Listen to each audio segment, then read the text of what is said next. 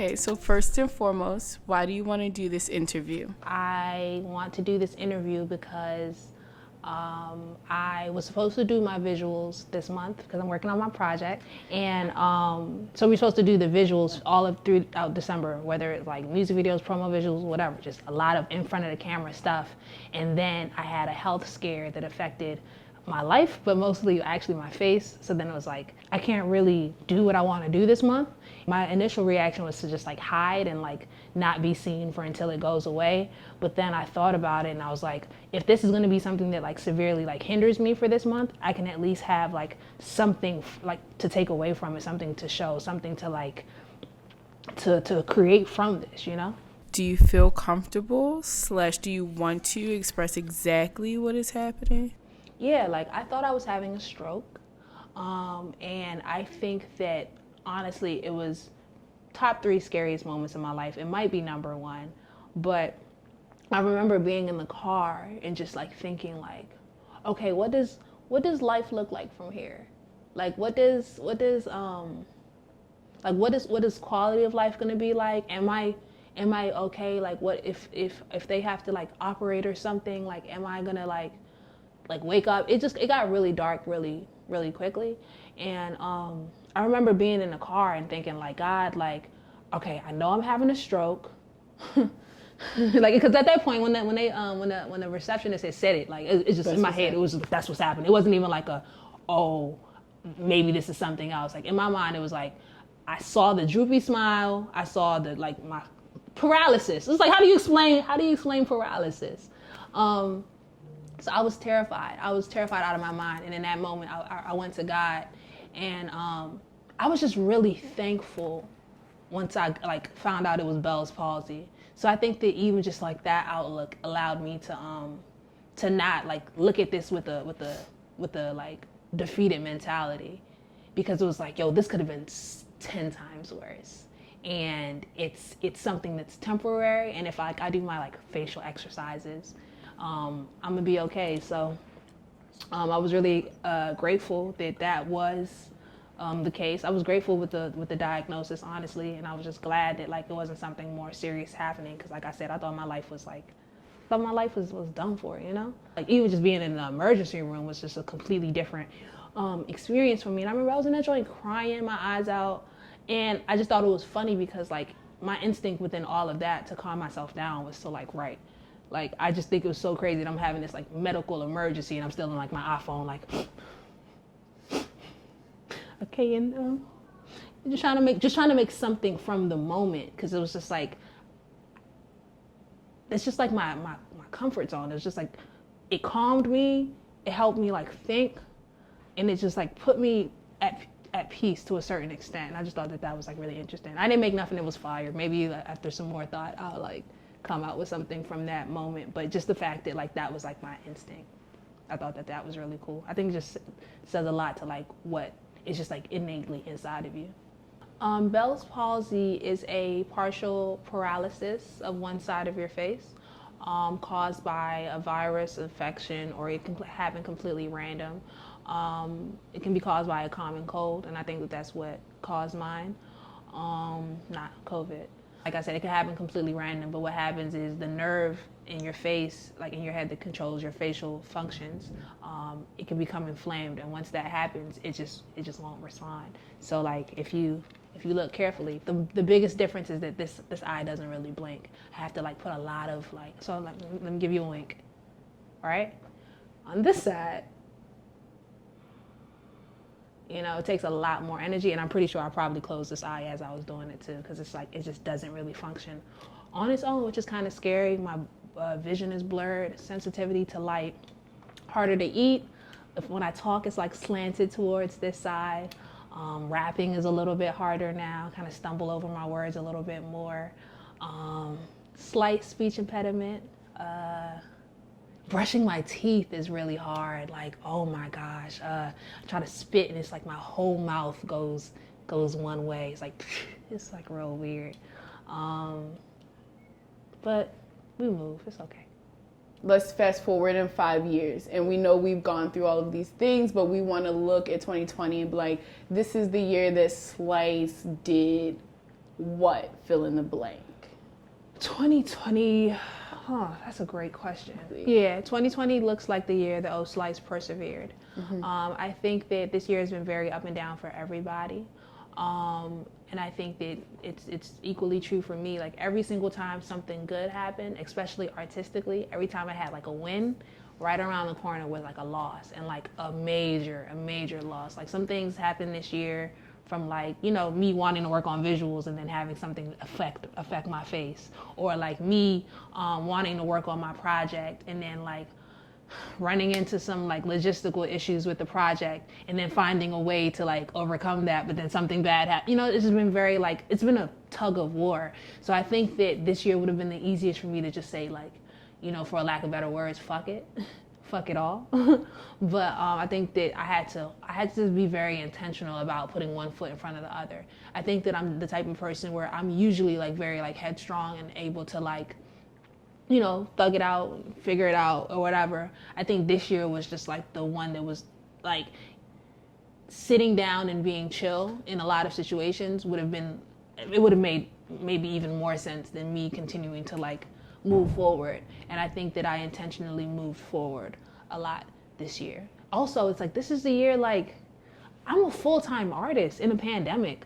My first year being a full-time artist, like, I could have sank really hard. Like, this is new territory. Even me trying to like, it was already gonna be hard based on like being a full-time artist just in a regular world, like trying to find shows, trying to, you know, get booked, trying to get money, trying to figure out, you know, but feeling like I had that streamlined path, and then this just world catastrophe happened, and now it's like, okay, actually, where does my money come from if I don't perform?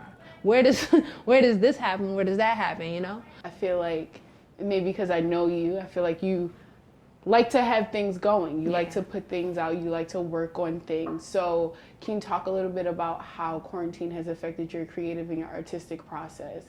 I think that's a great question. So just to take it from the top, quarantine just completely just shifted everything that I had in mind for this year. I think that at the top of the year, I had a lot of momentum. I had came out like just off of like a couple like back-to-back stretch. It was like, all right, October, Inner Circle, knocked it out the park. Biggest Inner Circle ever. November, let's go to LA. First time in LA, making connections over there. December, we came back, started game planning. At the top of the year, we're gonna start working on the project. We had an EP, a two-track, like two-little two-pack that we put out in January. In February, I was doing shows back to back. Oh, and December, I had that show at U Street Music Hall, which was like a big thing. And then January, I put out Energy. February, I'm with R.A. Lennox. Like, it's just like, yo, like, we getting it popping. This is the year where it's just gonna, like, the momentum is just building. Like, there's no gaps and then quarantine happened. And it's funny, when quarantine happened, it was a week before I was supposed to go out to Tokyo. I remember that. I was gonna be in Japan. I was gonna do a couple of shows. I was gonna network. I was gonna do super cool content. And quarantine was just like, oh no, you're gonna sit down in your house for a little bit. And I remember that was also around the time where I really wanted to like work on my project. And initially I was like, okay, well, I guess I can kind of focus on the project a little bit. But then when the restriction, you know, we're getting more information about everything that's going on, and I started to realize it might not even be safe to work on this project. So that completely was shelved. Like the project that I was working on since like 2018 that I wanted to put out this year, want to put out at the top of the year, that got shelved. So then just in general, I just kind of like wanted to become more of a self-producing artist. Or self-reliant. Meaning what exactly? Yeah, self-reliant. Because it's like I already like self-produced, but in terms of like, I started, you know, investing more in my home studio. I started trying to learn how to like record myself. It was an interesting process. It wasn't my favorite, but I think that was just like the biggest thing, like understanding that all of these people are essential to what make me, but also being able to be like, if none of these people are available, how will I be able to do this myself? I don't like putting out things if they're not up to like the top of my standards. And I think that last year was just like me learning to like let some of that go and just like be okay with things just being as they are and letting them be consumed. So I think that luckily, because I thought that last year, this year I was able to look at the material that I had already had. And for example, the Blue Room. The Blue Room. The Blue Room. The Blue Room. The Blue Room. I had that Blue Room video since last year. Tyrell, aka Saint, shot that with me last year off the random, like, and there was no reason why it wasn't. There's literally no reason why it wasn't out. That was the next question. Okay, so why was you sitting on gold for a year? We just didn't put it out. Fair. So then when I was like, okay, it's going to be hard for me to make something new, I started going through the archives and I was like, all right, what do I already have ready? And that video was just like sitting there, like ready. And then we put it out, and I think it's like 3,000 views away from 300,000 views just on Twitter.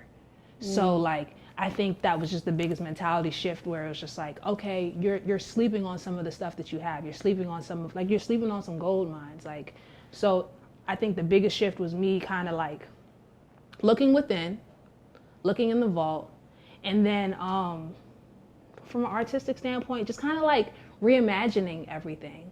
So like, what does a rollout look like in quarantine? Like, there was a couple of rollouts that I saw from artists putting out projects where it's just like, okay, you can't have a listening party. How do you connect with your fans? Okay, you can't play this single in the club. How do you get it across to your people? So just kind of reimagining what shows look like, what creation looks like. I made a song over Zoom during quarantine. So just little stuff like that, just kind of like, you couldn't be married to the process unless you weren't going to do anything at all.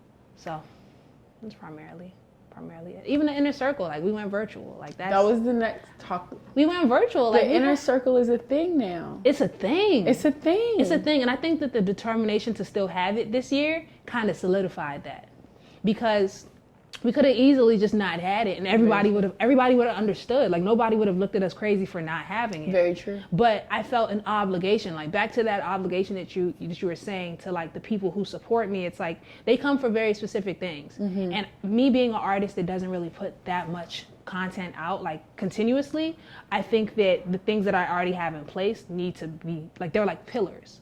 So, like, with the inner circle, it's like, I know no matter what, every year that is happening. And I know that my fans can count on me to do that. So it's like, no matter what the world is, like, what's happening in the world, I feel like it's my responsibility to bring that event, because it does so much. Like, it's not just like my birthday anymore. Like, people actually look forward to it. I actually felt so sad because people were hitting me up and like, I don't know if you have space for like one more, but if you have space for like one person, like, I really need that energy. Like, I really need to be there. Like, can you make space? And I did tell so many people no, because I was trying to be safe, but it just made me feel so like important, but not like, self-important, but just like important that I was able to make this, and now it's there. So I think something that's really interesting about you, and it's funny because this isn't written down, but just in your response to the first question, you have a really particular relationship with the people who support you. So can you talk a little bit about what it's like to have people really supporting you and to have your dream so public? I think that it's a lot of pressure, but it's pressure that I asked for. I think that chasing my dream publicly honestly makes it gives me like hundreds of accountability partners. I have told so many people in my life what I want to do, to the point where it's like, now everybody in my life knows what I'm trying to do. So it's like almost impossible for me to at any given moment say that I don't want to do it, because I've made too many people buy into the dream. I like it. It is interesting sometimes though, because when I feel like I'm stagnant, or I feel like I'm not doing something, it's always in the back of my mind where it's like I have me and my thoughts, and like, okay, you got to do this, you got to do this, you got to do this. And at the same time, even though I do feel like my fan base is very patient with me, and they're very like, it's okay, baby, take your time, you're gonna be okay. Whenever you do it, like, we're gonna love it, and it's gonna. So I like that the cushion it's a cushion and not like spikes. But I'm glad that they're like there, and I'm constantly thinking about like things to give them, because I know the music takes a while. So it's like, whatever else I can do in the meantime while I slow cook that meal, it's like, little appetizers. Fair. We're so excited about the project. I am. Like you said, this is what this year was supposed to be anyway. This was the momentum that we were building a pun. Yeah. Round of applause for that. Bullet. Oh my gosh, that's embarrassing. People can see me. Oh my god. I don't even know what questions to ask because I don't even know what you feel comfortable Ask away. sharing. We'll see if I share. Go ahead, ask me. Okay, what's the name of your naughty. project? Okay, see, you said ask away. Okay, we're not doing the name of the project. What genre would this project fall under? All of them. What was your main source of inspiration while writing this project? My main source of inspiration while writing this project was looking within, and I think I have a lot of music where I feel like I have a lot of braggadocious raps, and those are fun, those are cool. It kind of set the stage for like what my skill set, introducing the world to my skill set. But I think that this is going to be the first time where, in terms of the music that I have out, because I perform, personal music all the time, but this is going to be the first time where the audience, this is like the first piece of me that you guys are going to get. The first time that you can see, just open the window up and look inside a little bit more. So that was just the inspiration while writing it, being more open, being more vulnerable. You said you started working on this project in 2018. In 2018. How did your music change over that time? Oh, how did my music change over Specifically that the time? music on the project. So the music that we already had, like, a good amount of it actually didn't change. It was stuff that like we were creating throughout that time. But like when I say 2018, I'm not even sure if the first song was made in 2018. I just know that 2018 I knew, I have a project. Like that's when I started formulating the idea of a project. But the music that I performed, like Lost, is still the same music. Mm-hmm. Did I give away a title? That's crazy. But it's still the same music, So it's just like, luckily we never really chase current sounds. We are influenced by feelings and the sounds that we choose are really they really come from within. So because we're not chasing like a sound that's already out there or the current sound, we're able to just like make music, and whenever we drop it, it still feels of now / of the future, as opposed to like making something that feels, very 2018 and trying to put it out 2021. We were making a project that sounded very like question mark. So if it comes out in question mark, it don't feel dated, it just feels like music. That's a great answer. Thank you. And shout out to you and Vic. Hey, that's my guy. For making timeless music. That's my guy for making timeless music. I didn't want to say it, you did. Some of us were at the inner circle. Some of us watched the inner circle. I really don't know how you're going to respond to this question, so I'm excited to see. Okay. You and Kasim did a little project together, a little song together that was kind of quarantine themed. Okay. Where do you even start when you start the song? So funny enough, like we made that here. It was one of the very first days, I think it was before the lockdown happened. So like, this was back when like, I was like, okay, I know I'm not gonna travel, so let me just get some creative stuff done. And, but people had it had already started getting serious. Like we already was like starting to wear the like mask and stuff like that. And Kasima came over, and I was having a terrible writer's block, funny enough. Like I was in the middle of the nastiest writer's block. I live in writer's block, by the way. Like people don't know, because it's like I figure out how to, but like I stay with writer's block. And Kasim was just very quick with it. Kasim is just like, oh my gosh, like that man just tough line. So I remember he was just like giving me like some tips on just like how to like navigate, and he has like this like YouTube stream that he goes to listen to certain kind of beats, and so we were just like vibing to like what's it called, the lo-fi beats to study to. Oh my gosh, yes. We just listened to, so it was like a 24-hour stream of those. Mm-hmm. So we were just listening to those. So I think they gave me enough room to actually like write. Like it wasn't like a here's a cute bar here's a cute. It was like nah, like okay, we get into the, and I like that I actually really like that came to be, because like I said, like writing something like that off of writer's block is a really triumphant feeling. Because like I'm not gonna lie, like I know what I did on there. It's a flex. It's a flex. That's why I said no. Let's get some of that, because the people need to understand like slow motion what's happening. Yeah. Currently in quarantine, coloring conversations, cooling it with Kasim. We was kicking it in the basement. Sketching our situations, drafting our dissertations, drawing from past experience, beautiful illustrations. But it's ill what we're facing. We can't mask our frowns, because the world's turning crazy, man. It's upside down. And it's things getting stranger. There's no upside now. They outlawed outside. We all in time out. So it's melancholy melodies marching inside my membrane, because since the start of March, it's been darkness due to the big change. Ironic, we work from home because we're trying to avoid a sick day, but it's been 16 hours, 16 seconds, and 6 days, and I could split my boredom in like 6 ways. Without a sword or a sophisticated switchblade. The things I saw had me appalled. I'm on the edge, something major. To knife detention, made some mention of my kid, how I'd raise her, but that would be danger. In a world like this, when the government be taking a piss and taking a risk, lobbying for leverage, never levying their loved ones, not they mothers, not they brothers, not they sisters, not they cousins. They usually use the toes of the totem, but with the cove, reverse the roles, not the tops where they hold them.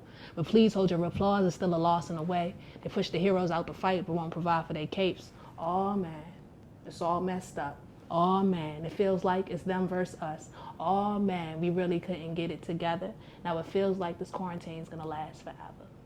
Word for word, like everything is very strategic. I want to do like a real performance for that, like a blue room for that with me and Kasim. I think that would be very okay, exciting. Great, because it is called the Blue Room series, and the people only have one. I shot more that day. I just didn't post them because I had on the same outfit. You're going to wait another year?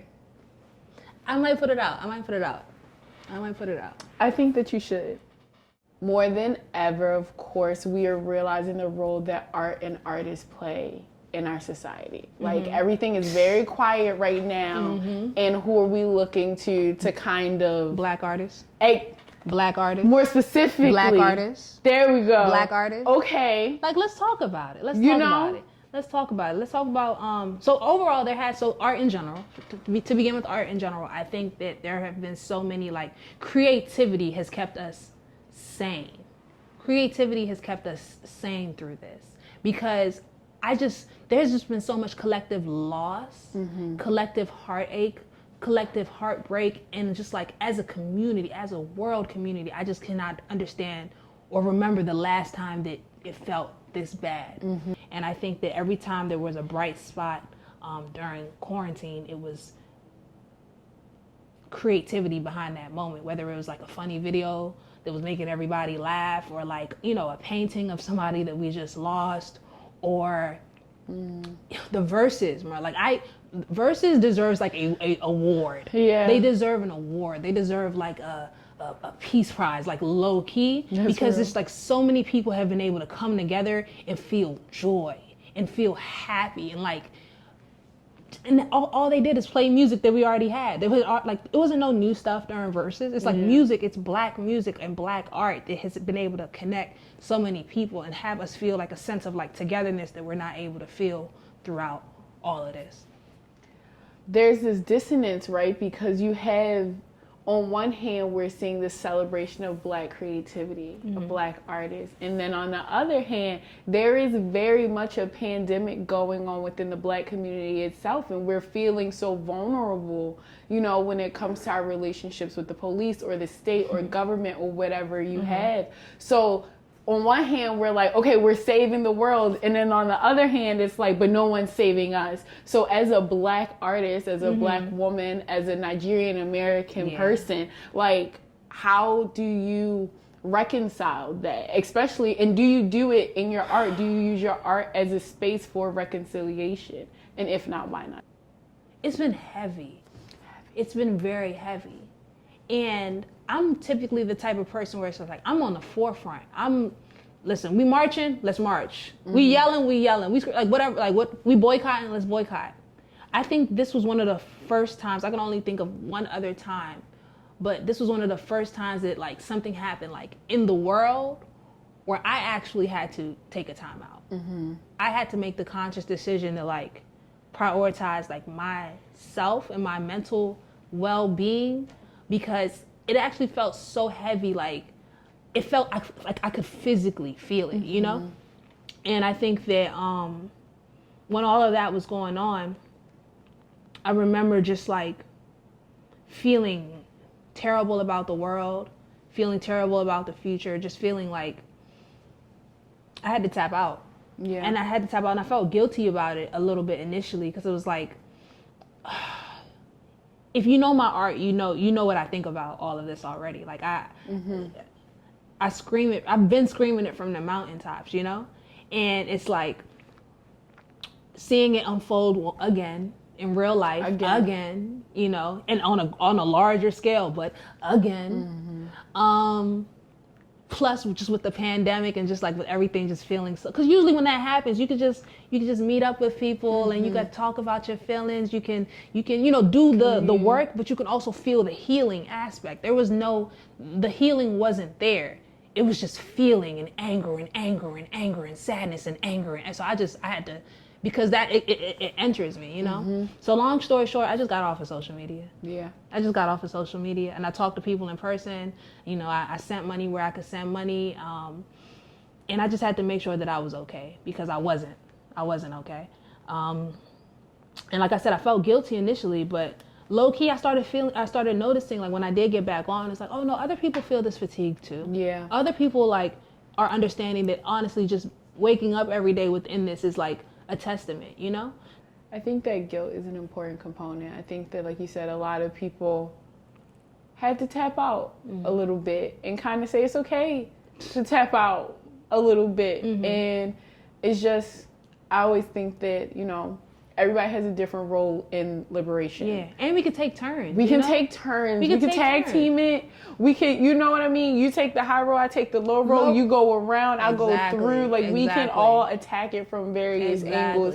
And it's like, if you're not out in the streets, it's cool. Yeah, and I remember people, there was this like rhetoric where it's like, if you're not posting, you don't care. Yeah. If you're not posting, you don't care. And I was just like, no, like maybe I care too much. Maybe I care too much. And maybe this post isn't doing to me what we all might feel like. I just need to be okay. I need to make sure that my loved ones are okay. You know what I'm saying? It was so visceral. It was really hot. And I tapped out, and I like I said, I felt guilty initially, but I actually, looking back on it, really liked that I gave myself that space. I think that this year a lot of people have experienced challenges, you know. Maybe they did get COVID, maybe their family members did, but I think that there are tools to coping. So do you have any positive words or feedback or suggestions or tips for people who, maybe there are people who have Bell's palsy or that, you know what I mean? But so how would you coach someone through that, or what would you say to them? Honestly, first and foremost, it's like, it's hard. Feel how you feel. Like, I think that's just like, I think when we try to like run away from our emotions, I think that's when it kind of morphs into like other things. So I think that I'm one of those people where it's just like, nah, like if you sad, cry, like let it out. But even just thinking about COVID, it's like I lost a family member to COVID. I had a couple of family members get it and recover. I had one get it and not recover. So like in terms of just like the COVID sadness and depression and all that, like that, it's completely understandable. I'm very big on looking at what you have, and not in a way that it like diminishes your other feelings, like your feelings of sadness, your feelings of being hurt, your feelings of being upset, but just understanding that like you have feelings. You're able to have feelings. Like so many people have died from this and you're still here. COVID has been choosing people super randomly. Like as much as people have been careful people have passed. People who didn't leave their house have also passed. Sorry to say, but it could always be worse. It could always be worse. And that's, like I said, with this, it was just like, when it was happening, I could not believe it was happening. Like to me, it was like, why? Like why? But while I was in it, it was just like, okay, I'm having a stroke. So now, what next? You know? I had already started thinking, okay, what does my life look like from here? So now finding out that it was something less, it just made it really easy for me to be like, at least it's not a stroke. I've always been the type of person where it's like, if you get robbed, it's like, at least they ain't take your life. You have this incredible quality of being like, well, you've made it through your worst days, so you can make it through this. Oh, and yeah. I think that that's incredibly inspiring. Oh, yeah. And just being able, it's not even perseverance, because perseverance entails this extremely long battle, but it's more situation by situation. It's literal facts. It's little things. It's like you're here today. Yeah. You're here today. What is the worst thing that has ever happened to you? Yeah. But you're here today. Facts. So if whatever is happening right now is not worse than the worst thing that has ever happened to you, then you're gonna get through it. Like I don't know, I don't want to call it science, but it's literal facts. Like if you're here and you have the opportunity, like I think people don't cherish the opportunity enough. Like the fact that it's like, yo, you are living and you are breathing. That is opportunity. And granted, there are things in the world that makes things harder for people. There are things that happen in this world that put people at a disadvantage. But if you are living and if you are breathing, then there is hope. And it's just really that simple. That simple. True. There's nobody on this earth that's better than you at anything. Like you were put on this earth for a reason. Figure out what it is. What's your reason? What's my reason? Ooh, man. My reason, at least one of them, is to break generational curses. I think that God didn't give me this talent, this skill, this mind frame, this outlook in order to live an ordinary life. I didn't think he put me here to care about so many things if he wasn't going to give me the tools to change them.